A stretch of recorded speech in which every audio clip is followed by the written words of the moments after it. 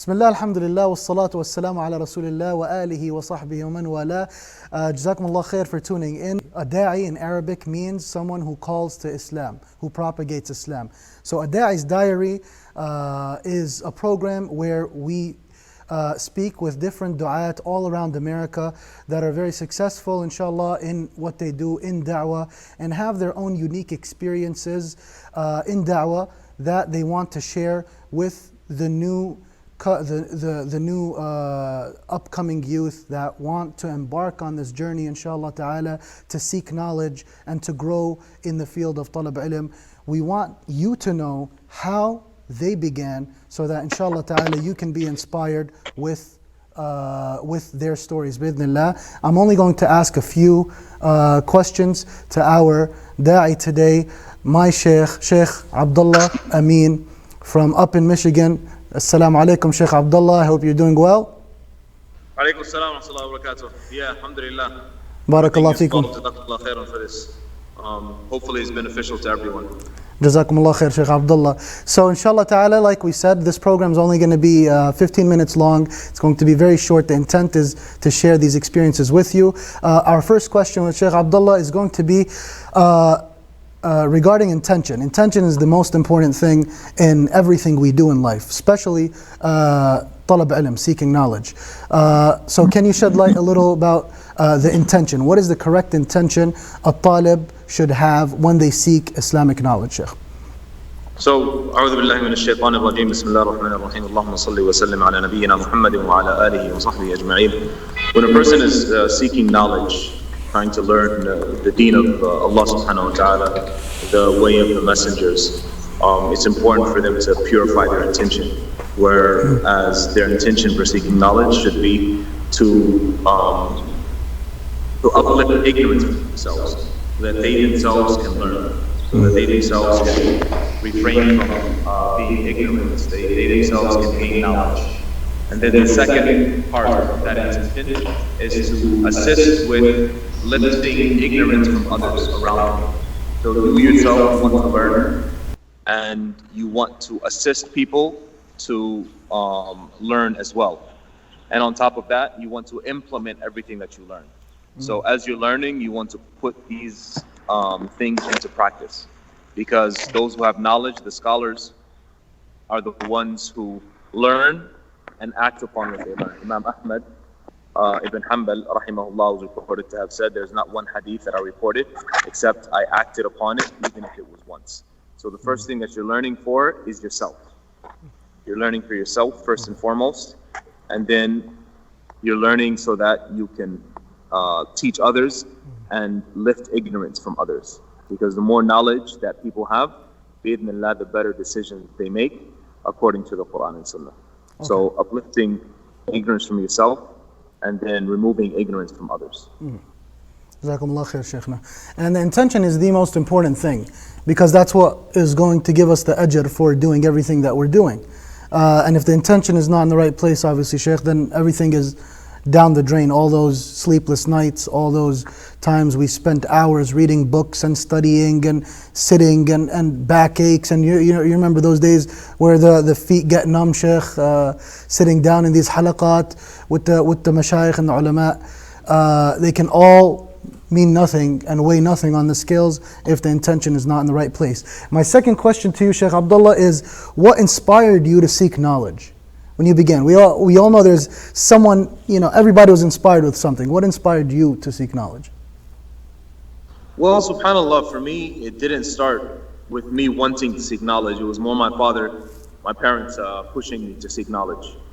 So, I began, very young. So, for me, it was more just doing what I was supposed to do, because that's just what we had to do as young children. It wasn't until later on when I was a student at the Islamic University of Medina that I began to have more love for seeking knowledge, and it was just the joy of it.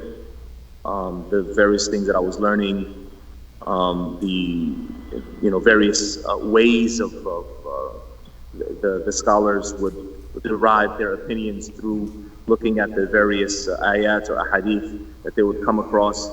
It just became more interesting to me as I got older. So it was more interest later on, but early on it was just being forced. So, That's I guess actually, it's a pledged thing, inshallah. Allahu Akbar. That's actually very interesting, Shaykh, that you say that. So when you began, it was your father that pushed you to do it. It wasn't you, like you grew up in a family that obviously with shuyukh. Your father is Shaykh Mohammed Ameen, if I'm not mistaken. My father-in-law. Your father-in-law is a big scholar, Shaykh Muhammad bin Adam, and your father as well is a graduate from al-Qura University, correct? So my father studied in al-Qura. He studied in Masjid al-Haram in Mecca. No. My father-in-law is Shaykh Muhammad al-Amin al-Harari. May Allah have mercy on him. أي Shaykh Muhammad al-Harawi, صح. Rahmatullah Al-Harari. alayh. No. He recently passed away, Rahmatullah alayh. Yes.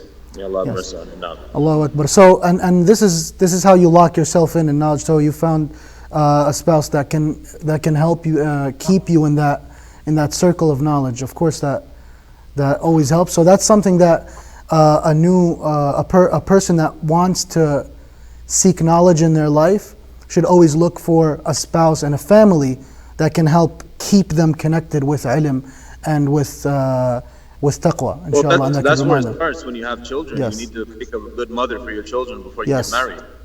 You have to be foresighted, whereas you're not looking for the now and the pleasure of now, but you're looking at 20 years, 30 years down the line, where do you want your children to be? And that's what should inspire the person, inspire you to marry the person that you want to marry. Basically you want your children to look.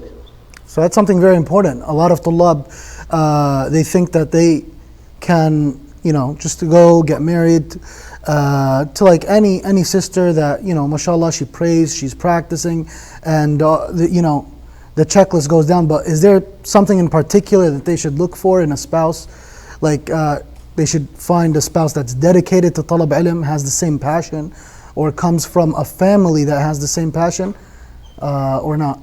The Prophet ﷺ, you shouldn't go beyond the advice of the Prophet ﷺ. No. So you should look for the one that has deen. And a person that has deen doesn't mean that she's praying all night. Doesn't mean that she's reading Sahih Bukhari wherever she goes. That's not what deen is. Because deen is an overall encompassing method of living your life. No. It's how you interact with others. It's how you act at the souk, for example. It's how you interact with your parent, with your siblings.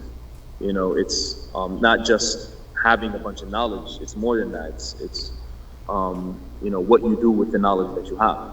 A person could be one that doesn't have much book knowledge or whatnot, but if you look at the way she conducts herself, what's important to her is deen, pleasing Allah subhanahu wa ta'ala. And what advice would you give?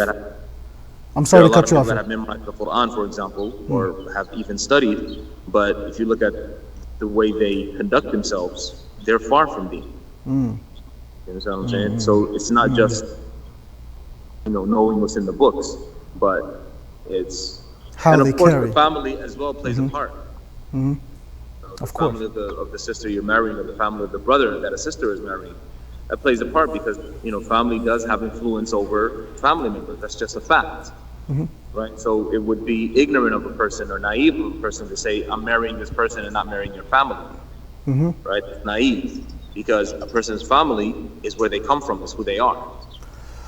And the same thing goes for a sister that is seeking knowledge. She should look for a husband that will aid her sister, help her And it doesn't necessarily seek mean that knowledge this as well. brother is a student of knowledge. It just means that this brother, should have the same type of values, whereas he would support her in seeking knowledge. He doesn't necessarily have to be necessarily reading a book with her, but he needs to be there to support her, whereas he's not putting too much of a burden on her and assisting her to be able to seek knowledge. I think one misconception is, a sister that's seeking knowledge, her husband has to have a long beard and he has to do this and that and the other. He needs to be a certain way. No, that's not necessarily true. It just means that this person needs to have the value of allowing her to seek knowledge and allowing her to be the best person she could when getting close to Allah and learning the deen. That doesn't mean a girl shouldn't like beards, right? My wife loves my beard, Shaykh. And I'm sure your wife loves your beard. She loves more than your beard. She loves everything.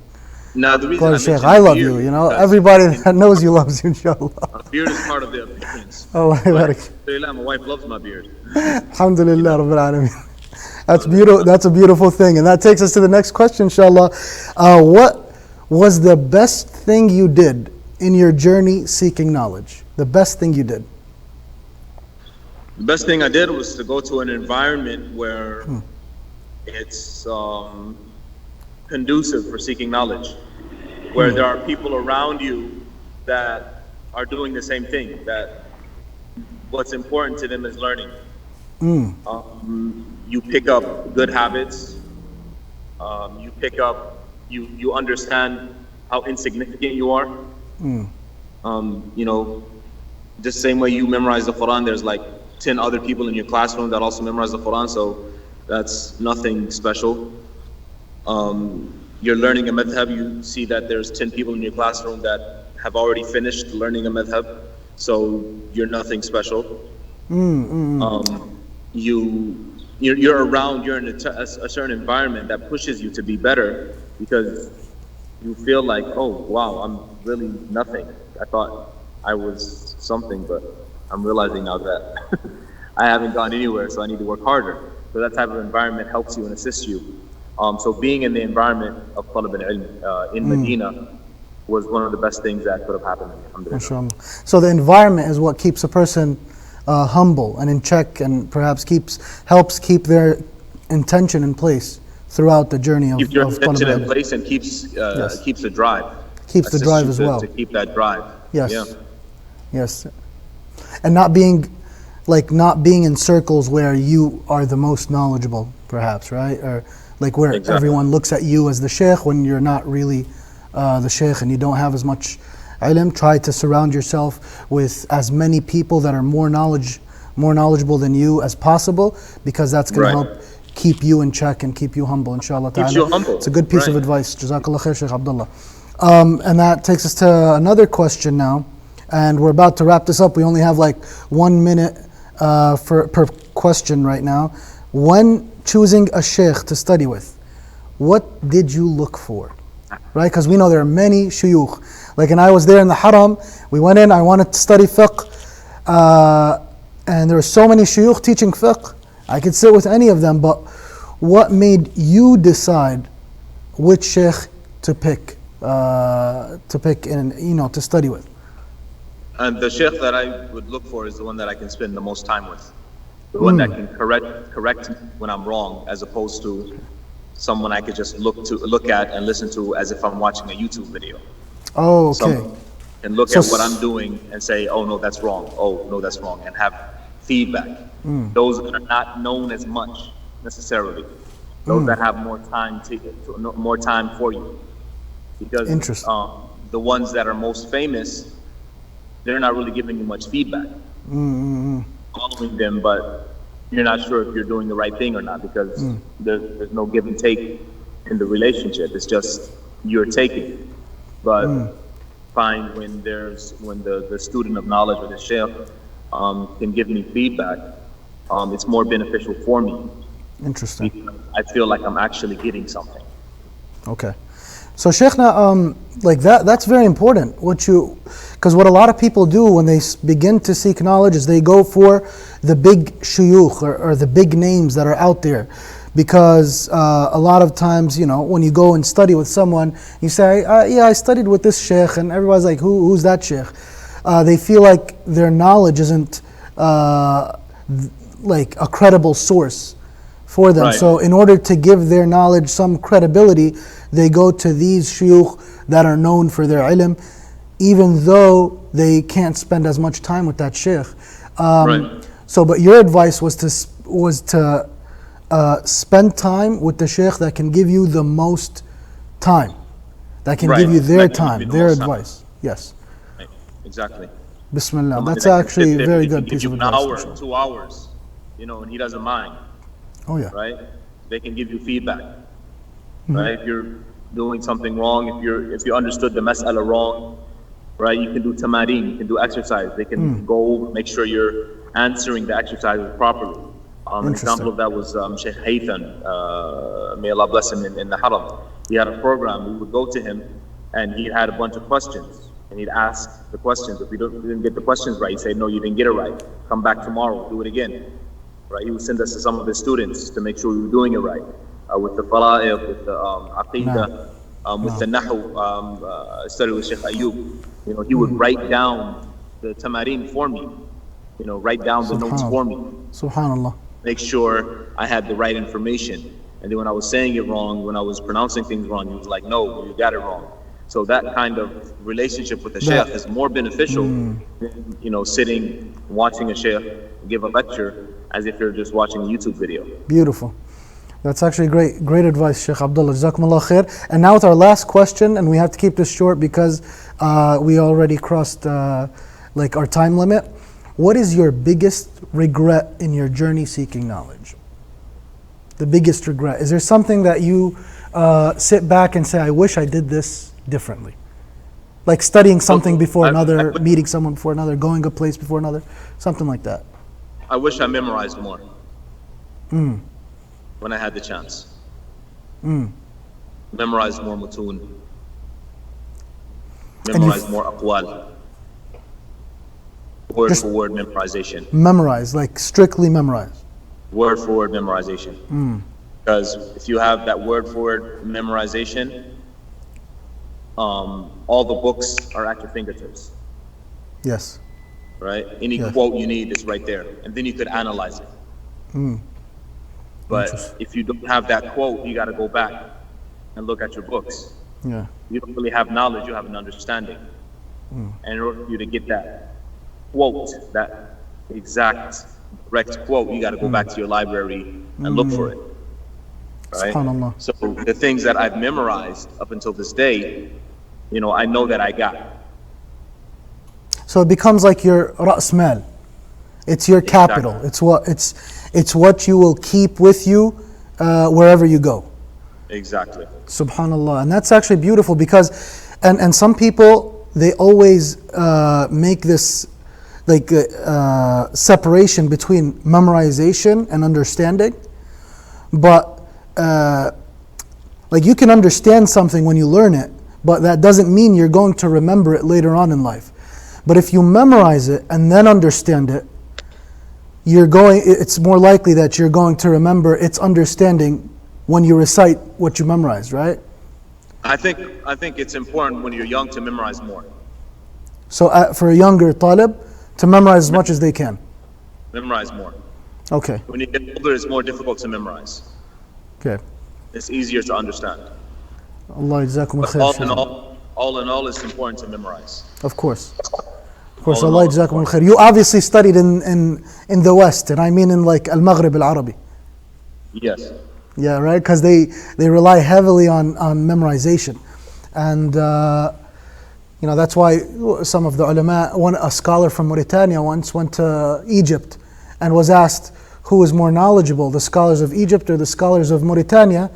And the Mauritania scholar said, the Mauritania scholars are smarter at night, and the Egyptian scholars are smarter in the day because they have their books, right? They can speak. And they know where to look, right? So, Allah barik feekum ya Rab. Shaykh Abdullah, jazakumullah khair for accepting this invite to the program and opening up this program. And I hope that I ask Allah subhanahu wa ta'ala to make our efforts sincere for him, and I ask Allah subhanahu wa ta'ala to spread this program, if there's any good in it, for the tullab out there that are beginning their journeys in talab ilm. Inshallah you find the content of this series something of benefit to you, inshallah ta'ala.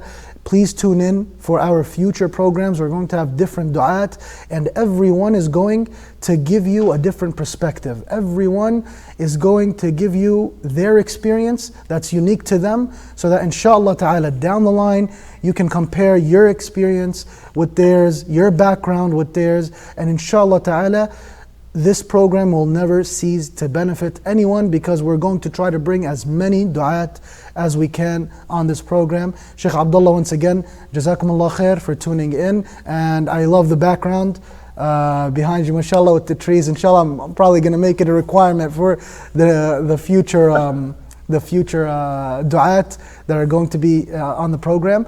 Allah yabarak feekum, inshallah. Jazakumullah khair for tuning in, everyone. May Allah subhanahu wa ta'ala bless you, and inshallah ta'ala stay tuned for our next episode. Barakallah feekum. Wassalamu alaikum wa rahmatullahi wa barakatuh. واذكروا الله في أيام معدودات فمن تعجل في يومين فلا إثم عليه ومن تأخر فلا إثم عليه لمن اتقى واتقوا الله واعلموا أنكم إليه تحشرون.